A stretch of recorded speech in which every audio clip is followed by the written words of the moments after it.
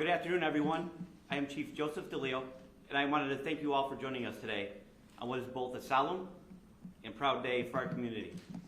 We have a significant announcement regarding the 1979 cold case homicide of Kathy Halle, a case that has weighed heavily on the hearts of many for far too long. This achievement is a testament to the relentless dedication and hard work of the members of the North Aurora Police Department since 1979. Their commitment to seeking the truth and serving our community has never wavered, even as the years passed without answers. Each investigator involved in this case exemplified perseverance, going above and beyond to ensure Kathy was never forgotten. I want to specifically commend the hard work and dedication of Investigator Ryan Pete, Sergeant Kyle Jensen, and retired investigator Paul Dilley. I also want to highlight the incredible advancements in forensic science that have transformed our approach to cold cases. Techniques that were once unimaginable are now possible, allowing us to uncover new evidence and bring closure to families who have wanted justice for far too long.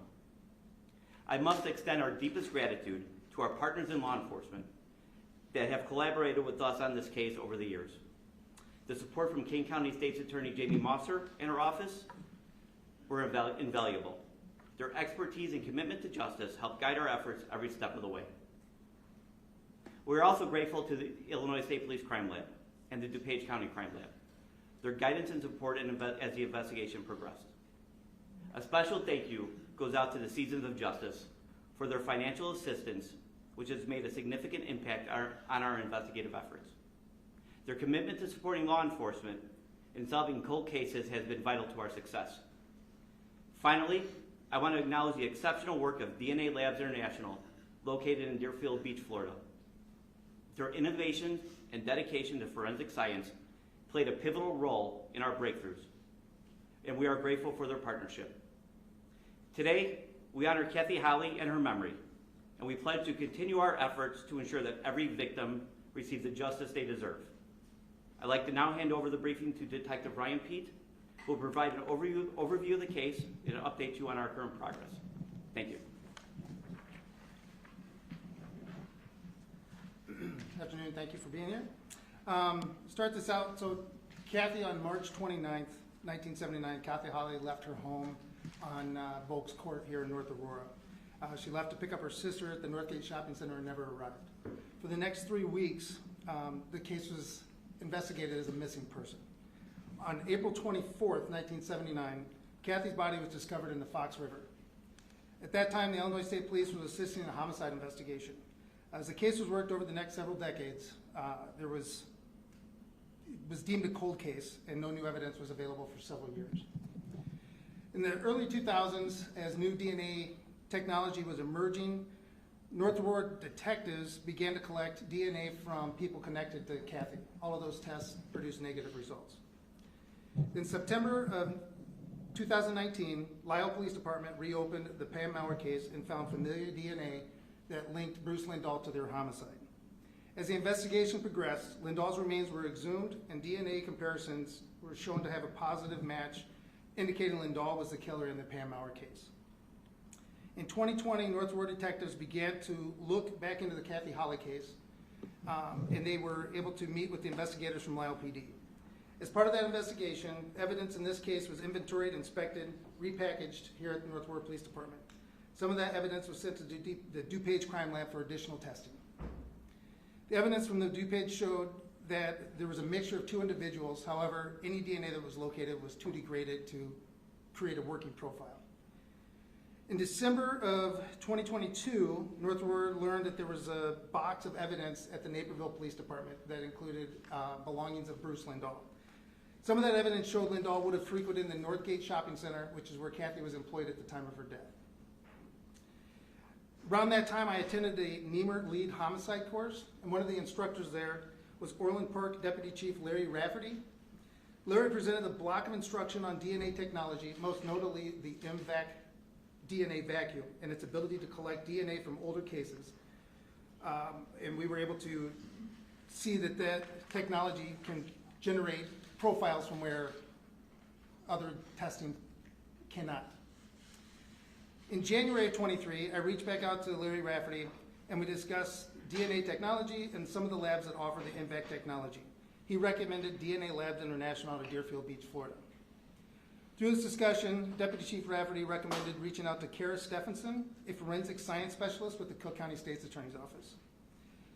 We were going to discuss best options going forward with what evidence she believed would be able to produce the best results for us.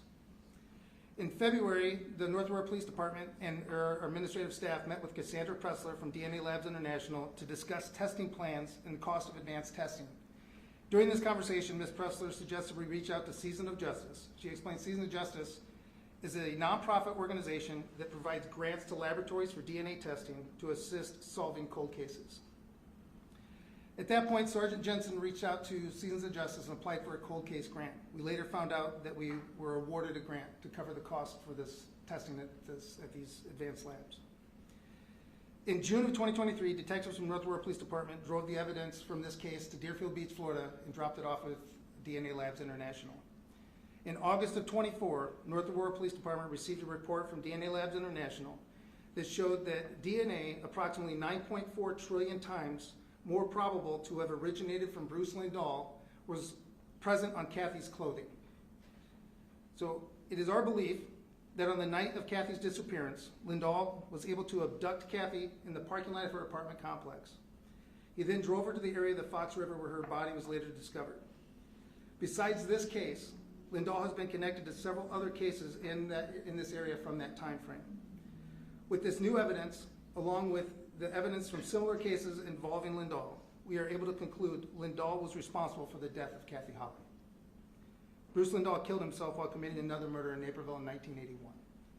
So, I will now hand it over to Steve Du Bois, or Chief DeLeo, I guess. Thank you.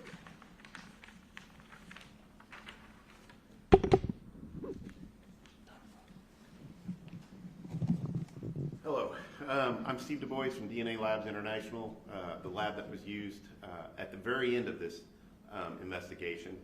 I'd be remiss if I didn't talk about all the detectives, all the crime scene personnel, everyone that was involved in this chain. If that chain had been broken anywhere, we wouldn't be here today. So with all of those people involved, we were able to come and get to this conclusion. The piece of equipment that we talked about, the MVAC, to put it in a very simple term, it is a DNA wet vac. And the scientists are all gonna, I'm a retired law enforcement, the scientists are all gonna get mad at me for describing it that way, but that's the simplest term. It sprays a solution onto a piece of evidence and then it sucks it back up. It's much better than just swabbing that piece of evidence because that solution will get into the fibers and then be pulled back and you can get evidence. You can get DNA. Now, with this particular case, with the body having been in the river for 3 weeks, it was very important that we get every bit of evidence, every bit of DNA that we could possibly get. And the MVAC was one of the techniques that we used. So we would just like to thank all the detectives, everyone involved, all the crime scene personnel, because I'm gonna go back to it. If that chain had been broken somewhere in the year from 79 to now, we wouldn't be here today. So just thank those detectives. We're glad that the North Aurora was able to reach out to us. I will also say Kathy Pressler, who is our cold case reviewer, one of our main reviewers, worked on this case for a long time. She spent a lot of time on it with the detectives, going over the evidence. And that's what cold cases need. They need a teamwork of the detectives, the forensic people, and our lab, we've been in business for over 20 years. We're one of the largest private DNA labs in the nation. We've handled hundreds of thousands of samples. So you come to us because you need speed or you need new technology. And that's what we're able to use in this case was new technology. Thank you.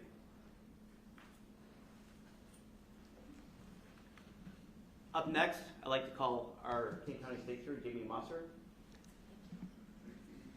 Good afternoon. First, I would like to extend my condolences again to Kathy's family. To lose somebody in such a violent way and then just to live year after year not knowing what happened to her or who did it is a nightmare that no one wishes upon anybody. I would like to echo the words of Chief DeLeo that but for the work of the detectives and the hardworking men and women here at the North Aurora Police Department, we would not be here today. They're obtaining the evidence, repackaging the evidence, and continuing to try to find justice for Kathy is the reason why we're here today. Upon the discovery of this new DNA evidence, the North Aurora Police Department asked me to review the file to see if we would file any charges. We reviewed the facts of the case that happened in 1979, and we also reviewed the other cases that were identified to be related to Bruce Lindahl during that time period. Because of the pattern and practice of how he would abduct and murder his victims, we found that to be similar to what happened with Kathy in 1979. The evidence that was obtained and then eventually identified through DNA evidence was also thoroughly reviewed by my office, because this is not typical of how we would work DNA, because this is ever-evolving technology. We found that that science was good, that it did in fact show that the DNA that was found on Kathy's clothing belonged to Bruce Lindahl. As such, had he not killed himself while in a murder, we would have authorized first-degree murder charges against Bruce Lindahl, and we would have proceeded to trial on that. Because he is passed away, we're not going to posthumously do any charges, but to the family, I want you to know that this would have been a case we would have charged. We would have actively prosecuted it, and I'm confident that based on the work of the detectives at North Aurora and all the scientists involved with the DNA labs, we would have finally obtained justice for Kathy. Thank you. Our next speaker, the family has a prepared statement. Deputy Chief Gorski has been a liaison for the family and the PD for a number of years, so we found it fitting for him to read that statement.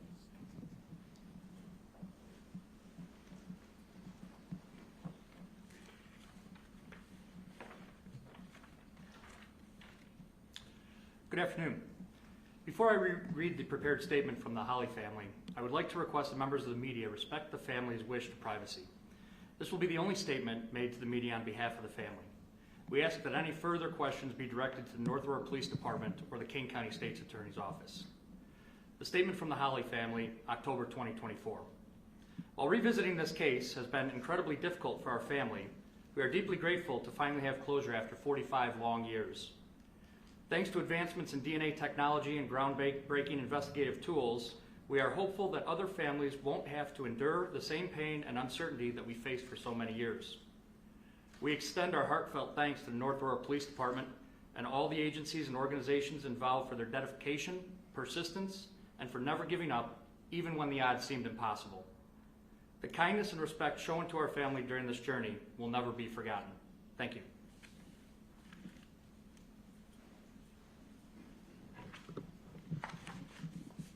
Our next speaker will be Mayor Gaffino.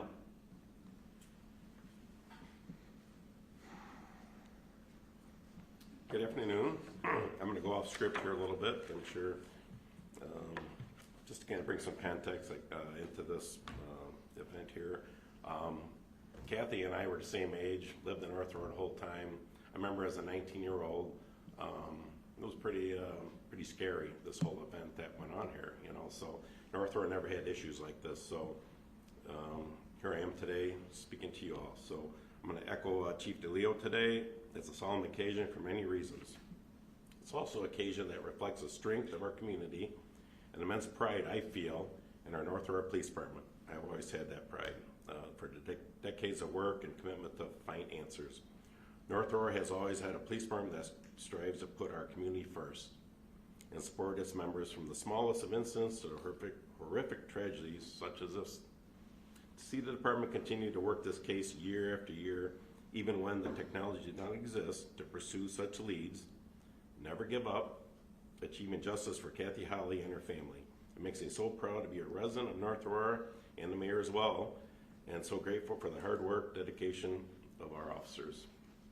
While I truly hope such tragedy never befalls another family, it brings me such pride and hope in our department to know that we will never stop working to find the answers, to bring those accountable for such acts to justice, and that we'll always be there for our community. To which I will now like to address Halle family. I cannot even begin to imagine the pain you suffered over these many years, losing Kathy, there are the years of no answer.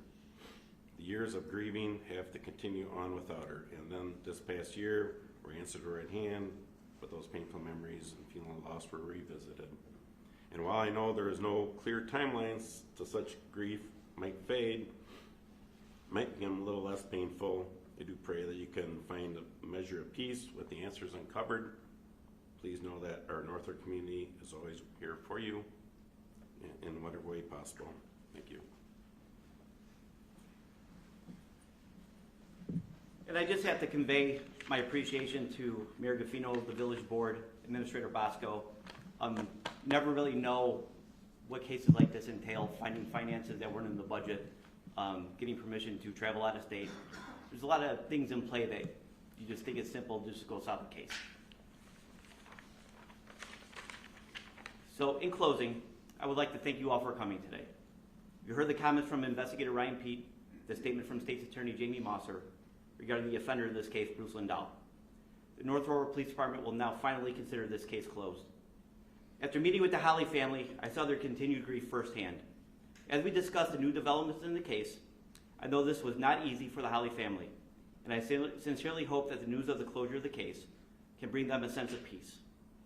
As we conclude this press conference, I want to remind everybody they will not be taking any questions today. Please also respect that they do not wish to be contacted in the future with any inquiry requests. Now, if there are any final questions from the press, I'd be happy to take some. Hi, Sabrina from Channel 2. Yes. Nice to meet you. Can you talk a little bit more about the DNA that allowed you from the previous case to make all these connections for now, this case, the previous victim of Bruce Lindahl's? And then in addition to that, are you anticipating any other victims, any other cases? So, like as Ryan Pete said, Lyle PD had the DNA sample.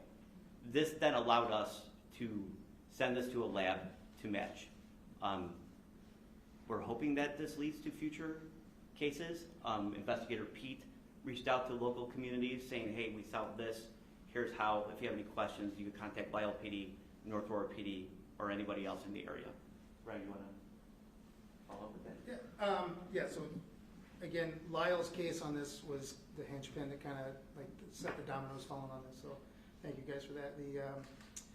With this case, we were able to do a direct comparison to Bruce Lindahl himself from the work that they did on their case. So we were able to take that evidence and then do a direct comparison. So having a known offender in the system made that a lot easier for us to be able to positively identify him as the offender in there. Do you expect that there might be more victims that you could be looking into, or that? There are several cases that have incredible circumstantial evidence, but it's irresponsible to say yes or no without having definitive proof like we have in this case here today. Did you ever interview Lindahl about her disappearance? During that time, that was before my time. But I can't answer that question honestly. I don't know. You talked a little bit about cost involved. Can you give us some idea of how much Sure. this costs to do? So it's all dependent on how many items of evidence you have. For example, how many pieces of evidence do we have? Do you know? A lot. Okay, so we met with DNA Labs International, and the initial cost was just under $23,000. So what we did then, we met and you pick which evidence you think would be most conducive to getting a match, and you do it in batches. So the first batch was going to cost us around just under $10,000, I would say. Seasons of Justice, when Kyle applied for the grant, we received the grant for $6,700. So really a cost to the village of under $3,000 to solve a cold case. But yes, that was new for all of us as well. Even if the DNA International looks to step forward, talk a little bit more about the idea that you can recover DNA from a body that's been in the river for more than 3 weeks seems rather incredible. How common is it that you can do this kind of thing? And talk a little bit more about that DNA vacuum cleaner. The MVAC has been around for a while. It just hasn't been filtered into a lot of the state laboratories, so it's not readily available for like local agencies to use on a no-cost basis. So my owner If she decides there's a piece of technology that's going to help crime, help solve these cases, she can go out, get it, put it online, get it validated, 6 months. State lab, that might take a little bit longer. So we're just going to have newer technology. The MVAC, literally, it's as simple as I said. It sprays that sterile solution onto, most of the time it's clothing, but we've used it on a lot of different items. I think the very first case it was used on was a rock. It has to be a porous, semi-porous piece of evidence. It gets down into all the little nooks and crannies, and then that sterile solution is sucked back up. It's literally like a wet vac. That solution is then poured through a filter, and that filter is what's moved forward. Normally you'd swab something, so that filter kind of replaces the swab. It's an amazing piece of equipment, and used properly, it can move a case forward that has evidence that might be degraded, might not have been in the best environment. There are all sorts of things that can be used. But the other thing is, in like 2017, all the DNA kits that were created were upgraded. They're much more sensitive, and they're getting more sensitive every day. So the very thing we use to create the profiles is now more sensitive. So you have all of these technologies that are built on each other, and you're able to get things that you didn't get before. I think, you know, if DNA had been back way back when they tested anything, they would have probably not found anything, because there are limits, what they can see and what inhibits the DNA. We can go much lower now. Does that answer your question? Yeah, and then can you then disambiguate between two different sources? Yes. The other great thing about any lab that uses it, a lot of the federal labs use it too, it's called Star Mix. If you have mixtures of multiple people, this will separate them. And I'm gonna butcher this scientifically. I'm a retired cop, like I said, I'm not a scientist. But it basically separates them out and allows us to then compare. Like here we actually did the sample of the suspect for the other agency. It allows us to take that STR, that short tandem repeat, which is the normal forensic profile you use, and compare it to the evidence. So we had both of them. This wasn't like CODIS, it wasn't put in the national database. They were a one-to-one comparison. So when you get that, and all of those dominoes fell in place, we get this kind of result.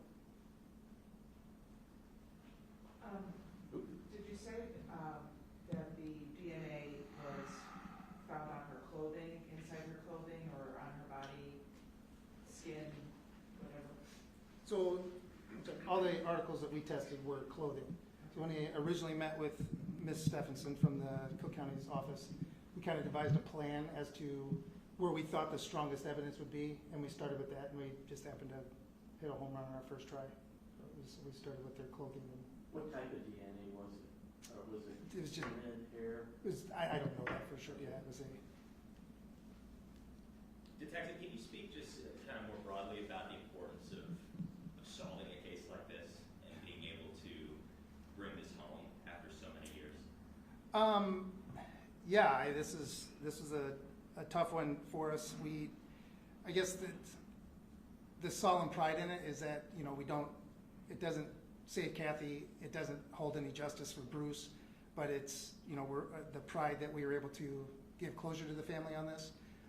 That was really important to us.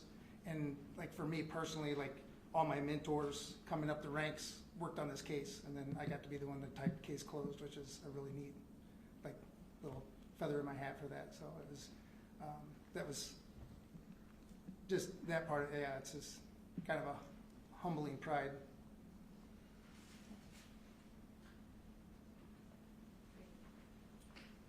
Well, we really appreciate you all coming today. You always contact us in the future, but like I said, and I know you're all respectful, the family just doesn't want to be contacted anymore. Have a great rest of the day.